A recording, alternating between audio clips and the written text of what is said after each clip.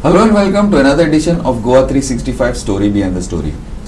Now we have been doing a series of episodes to try and create awareness as well as a sense of inclusiveness of PWDs as they call it. I will not go much further into that, but introduce the panel. Some of them have already been here, some are new, and before we start off, I would like to thank he was my teacher also in college, as well as my senior colleague, and now very much involved in this, Prakash Kamath, for bringing this thing together and trying to create an awareness also in the media and helping out things that we should have done and have not done for a long time. So without much ado, I would like to introduce my distinguished panel. Prakash Kamath, senior journalist. Prakash Bab, welcome. Alex Rodrigues has been working in social and disability space. I think of Goan origin, based in Bangalore. He's coming back to Goa. Alex Right. Bab, welcome to us. Thank you. Elizabeth Kurian has been on our show earlier. She's a secretary towards inclusion everywhere in society. Elizabeth ma'am, welcome to our show. And last but not the least, Sandhya Kalake, I welcome you to our show. First time to our show. Thank you. President, Association of Goa Special Schools. Sandhya ma'am, welcome to our show. Prakash Bab, small introduction, Yeah. and then we will open it. Yeah. Thank you, Glenn. Recently, we had a Purple Festival. Purple Festival of celebrating inclusion, accessibility, and empowerment of children and people with disabilities. We have 21 disabilities listed in the Rights of Persons with Disability Act 2016. Many of them we have persons in Goa. Now today, specifically, the topic is very important. During the festival, I was working on a section called Purple Dialogues. In that dialogues, I had a topic on hand that there is a category of intellectually disability of persons. The children, then they grow up, and intellectual disability, there are a lot of categories in that. And what happens is, for instance, there is autism, cerebral palsy, so many things. There is a huge pressure on parents because many of these persons themselves cannot function. So another aspect comes. Now parents are around. Now family is around. What happens to these children as they grow up as adults, but parents are no more there, or that support system is no more there? So that is the time when continuously these parents think of that. And I tell you very seriously, this I am talking about intellectual disability. In other disabilities also, if they are severe physical disabilities because of say various reasons, say blood conditions, again questions come to me as a worker in the disability sector. One parent is there, one parent of 67, 68. That parent and a child is there, grown up male. That question comes. Father says, what will happen to my son beyond me? And son says to father that it depends. If you are not around, maybe I may end my life. It is very serious and severe thought where parents have to think. So parents think about that. So now this question again I have brought to your studio. So we discussed that, we got experts in that panel, we discussed.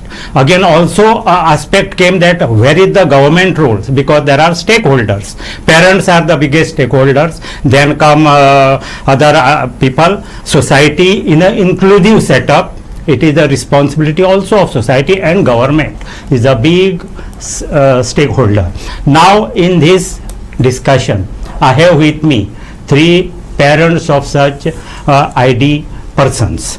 First, let me introduce Alex Rodrigues. Alex is moving to Goa from Bangalore, correct? He has been more than 40 years working in this field, in this developmental space and for disability people.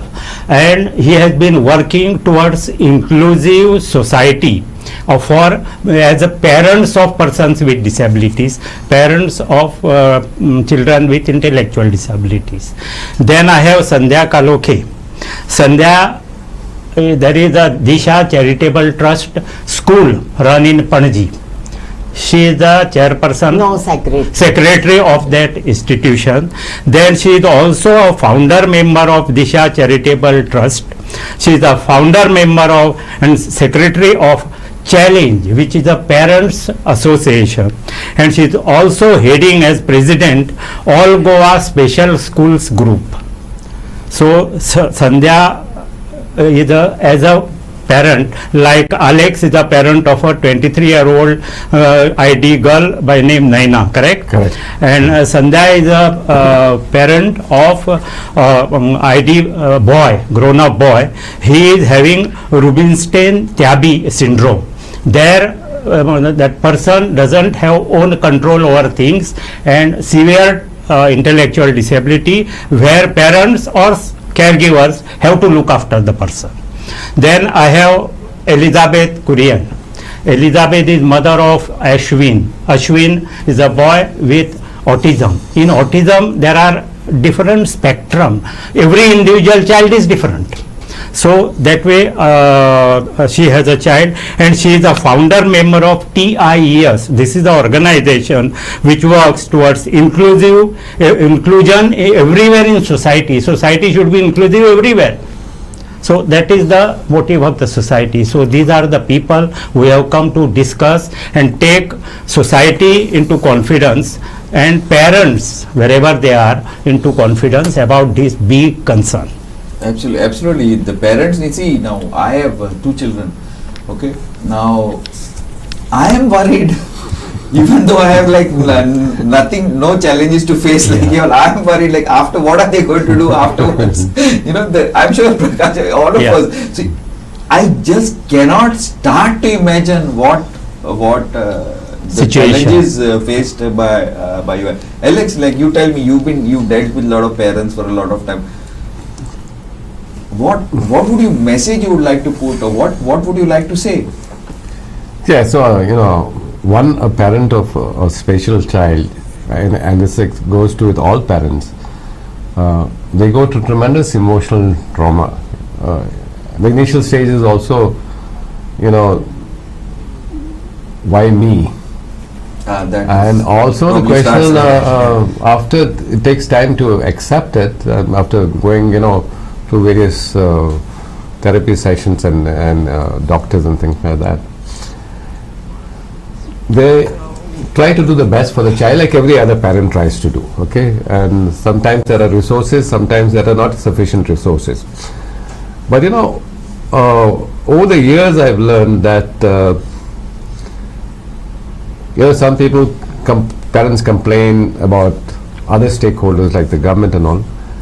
The parents are the best people to come together to address some of these emotional traumas. Now, one is not only for the emotional traumas, but also to find solutions for their child and for all children of that kid. Because when you come together, you begin to share certain things that you have, and you try to find solutions. The solutions could be immediate, the solution could be long term. We could even address these issues of what after me. I know with this question we have been discussing for about 17 or 18 years myself with Medi Parent Group. Wow. It's not an easy. Not easy. I'm sure, yes. Like in Bangalore, when we started this discussion, first of all, the cost was unthinkable because, land prices had gone up and you had to go out of this thing and all that thing. That's one area. But there's also a question of how you build this caregivers who can be sensitive, because our The children, professionals. yeah, because our children can't talk, can't this thing. So if something is done to them, they're not able to express it, and so you need to build some people who are caregivers. And I think this can be done only if parents work with the caregivers and build that sort of sensitivity to it. So now we have started something in Bangalore called the Parents Movement for Inclusive Development. Is to ask parents to form small groups in their own area, address some of the issues.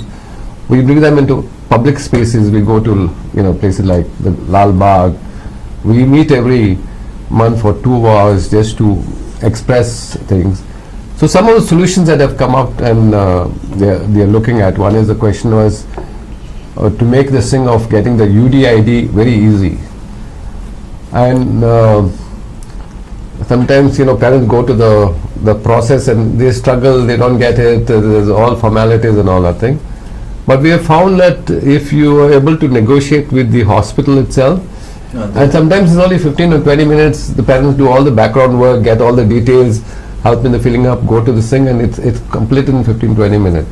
So you can work collaboratively. Now we are looking at how you make parks inclusive. And so that's happening there. But I think in Goa there's a lot of opportunity to do that because it's a smaller state. You can work together closely with the government. There's more space open in that sense. Okay. And that is my intention to move from Bangalore to Goa. And I'm happy also that there's some movement that has started with parents. Elizabeth is taking a lot of role in that. She's taken a lot of trouble, yes. Yeah, Yes. but my call also is to other parents to come together. We have to discuss this. It's not an easy solution. No one person can solve it. As Prakash mentioned, that every child is different in this sense, and it needs a collaborative effort to do it. So that's my immediate take on it. Thanks, Alex. Now, Elizabeth, what Alex was saying is, we know, we know that you had this. So, what exactly are the challenges you face more than anything? 20 years ago, we started the first resource room in a regular mainstream school, and that was started by a special educator called Giselle Lobo. She knocked at 11 doors of 11 schools, and finally we got permission, and it snowballed into a revolution of inclusive education in the schooling space in Goa as well as India, that would say. And so that is the time acceptance happened. So we are still now struggling. We have not gone beyond the school level much. The vocational centers that we wanted to start are far too less. There is just one or two. Vocational for skilling. Yes, so our children are so varied. The spectrum disorder is so much that each one needs an individual education program that we call the IEP, and the skills of each one have to be tapped individually. It is not easy, and nobody is educated and capable of doing so at that level. Now we are getting old as parents. We have to think of our children. I wouldn't like to admit that, but still. No, but before the clock is ticking. So we have to, if that inclusive education policy, we were sitting in front of the secretariat, and we were sitting in front of the education department for hours and days to get that post permanent, just to get that 400 rupees per month as a scheme. So the solutions would be that we will have to initiate this residential centers and respite centers ourselves, tell the society the need for it, and bring into the focus that the government may not be able to do it themselves, but we start it and then we get CSR funding from the society or from the government. But we definitely need help, because we did a study of many centers. I personally went to many places, Dehradun, Bangalore, different models. There are different models because each type of children are different. So there are sometimes senior citizen home come residential centers, only residential, only vocational. Different models are there.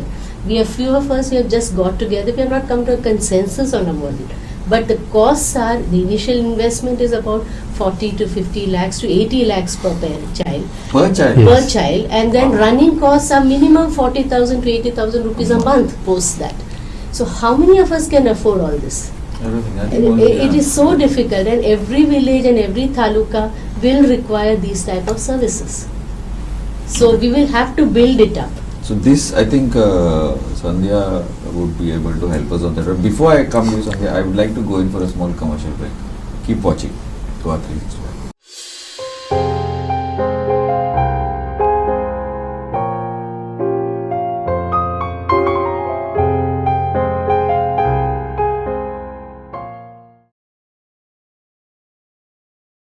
Welcome back.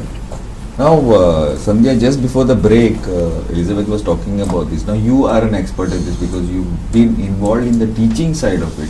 So, teaching means through your programs and through the schools and all that.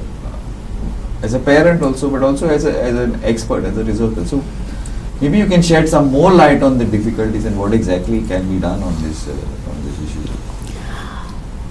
When we are talking about Goa, we always look at the space as a small space.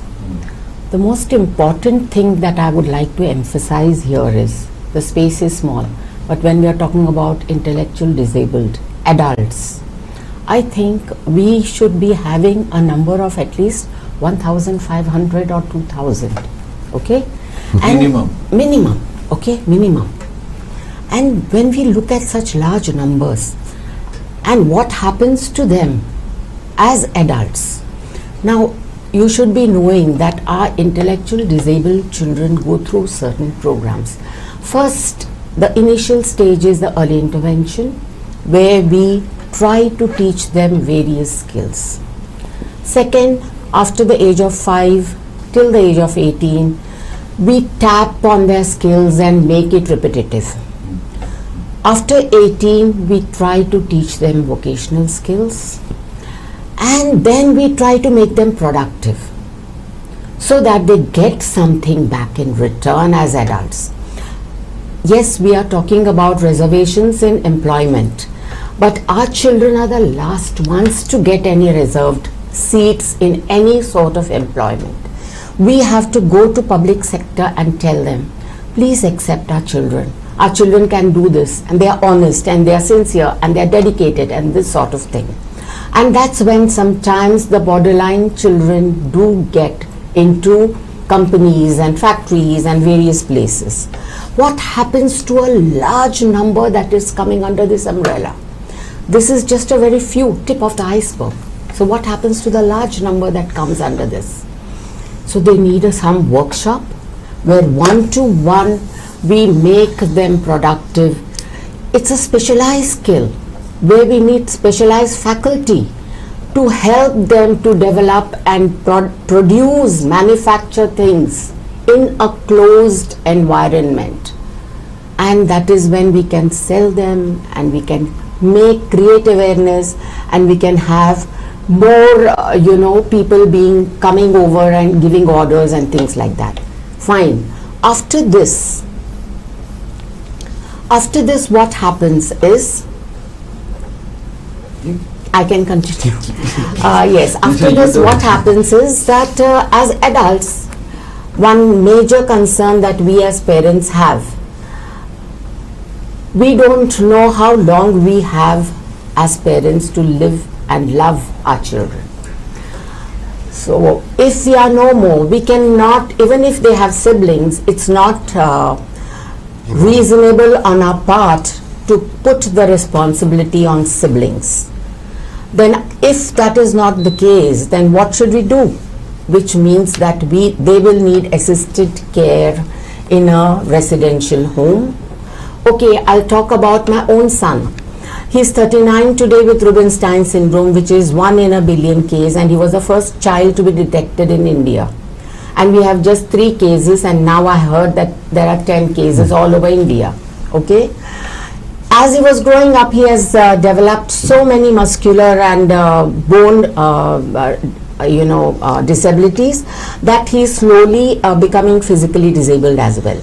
So when such children go through such illnesses, where is there any palliative care? Old age homes do not accept intellectual disabled children. Yes. Hospitals do not accept intellectually disabled children. We have faced a whole lot of problems during COVID. When the parents were admitted, there was nobody to look after the child. Yes. Or if the child is admitted, there's nobody to look after him. So the hospital finally said, okay, the parents come and look after your child, even if it has COVID, because there's nobody who can handle this. Yes. Yes, this has happened to so many of our children. So society is aware what is happening. Healthcare faculty know what is happening. then why is there not a specific allotment being done for our intellectually disabled?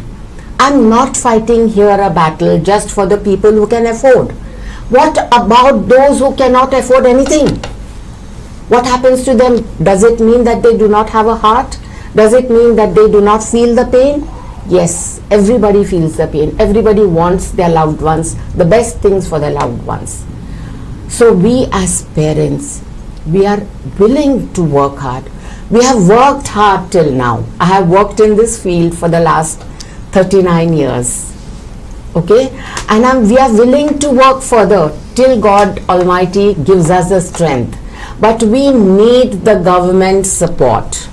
I'm very happy that we have a wonderful disability commissioner in Goa who is very positive about most outlook. So maybe the government should open up and tell, yes, which is the area that you need help in. Maybe some support for land, some support, monetary support for certain faculty that we will need. Okay, we will do the training, we will do the rest of it. But land has to be made available. Everybody knows that there is no land available in Goa. Oh, really? We don't know about that. Everybody knows about it. It comes in the Times of India every day that Goa is gone. So what does it mean? Don't wear. There is no land available For such things. for such things. Now Prakash is Yes, clear. for such things. So when we are talking about land, building, we're talking about residential homes, we're talking about palliative care, we're talking about respite for for such parents. Children who are adults and who are 35, we can't call them children, but yes, with intellectual disability, they are still children. For a parent, even if you're 50 or 60, the No, but child as will always be a 35 child. also, when you have we that- have nowhere to go. We have nowhere to go. So then these parents have already become 70, 75, 80, and they're already tired fighting these battles. Absolutely. So what happens now when in my challenge we have adults, persons with intellectual disability, but most of the parents are so tired because they're already more than 65 plus at the fag end of their energy.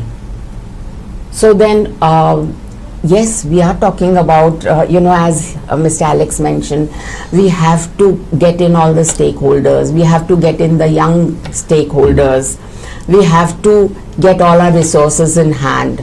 The young stakeholders are still going through emotional trauma of why me and denial. The second stage is denial when Correct. we get such a child, that yes, my child is not intellectually disabled at all. He is perfectly normal. He will go through SSC, he will go through college and everything will be fine. When it doesn't happen by the time he is 25, that's when the worry frowns come in. So that is when you open your eyes and you say, oh, I'm already 55 plus or 65 plus and my child is nowhere.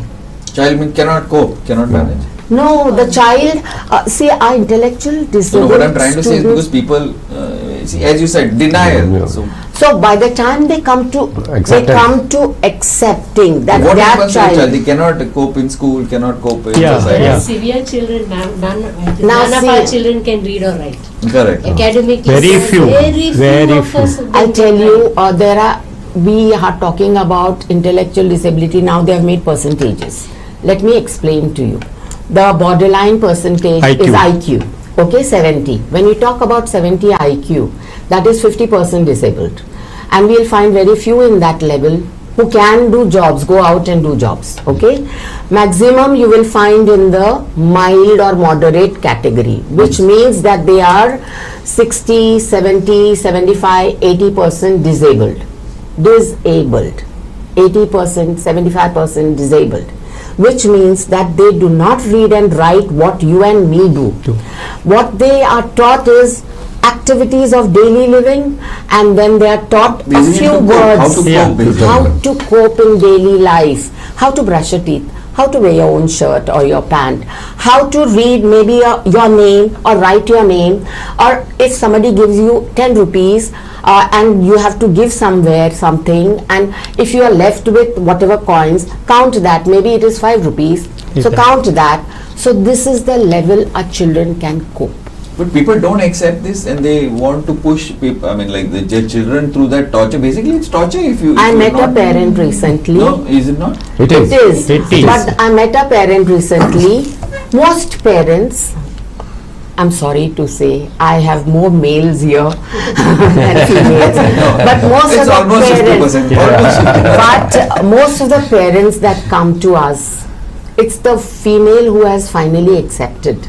The mother. And the Mothers. yes, and the parents, the father says no, you're Because wrong. probably the father is not so, there's no much connection and the mother No, looks after I will just add to what you are saying. In Goa, sadly, situation is coming where I am getting mothers who come of children with autism and other the young mothers who say husband has deserted. Yes. Moment There disresponsible. are so many many mothers who are single single mothers. mothers. Yes. You know Single about mothers. that. I know so many, So many single mothers. single mothers Because of this. And well, when such situations are there, we are talking about residential homes. What happens after us? Yes. We're talking about palliative care. We're talking about production and productive living and inclusion in society. Can you think about the battles that we have to fight?